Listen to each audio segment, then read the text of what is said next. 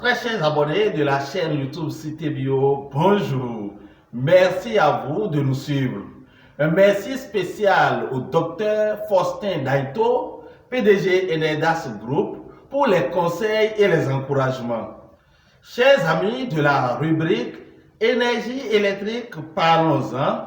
Je vous amène aujourd'hui à la découverte des différents types de défauts électriques pour permettre à vos appareils de fonctionner correctement.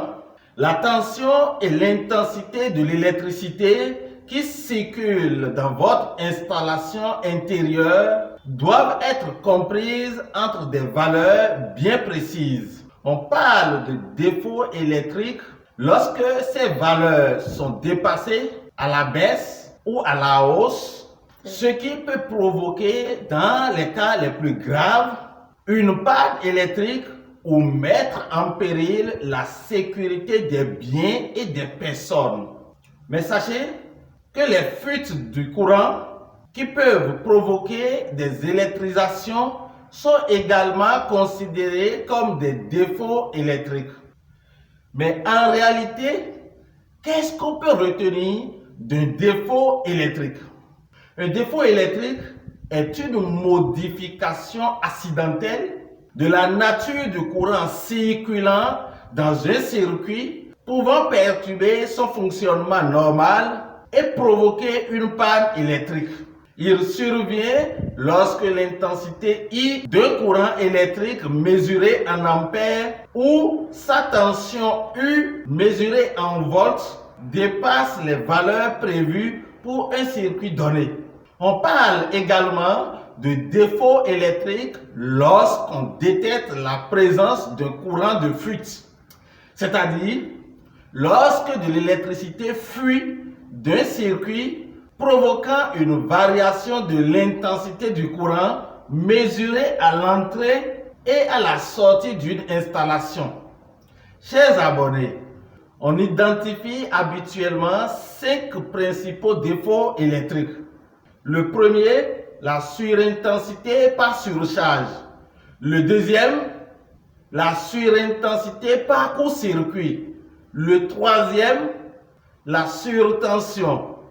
Le quatrième, la baisse ou manque de tension. Le cinquième, la fuite électrique.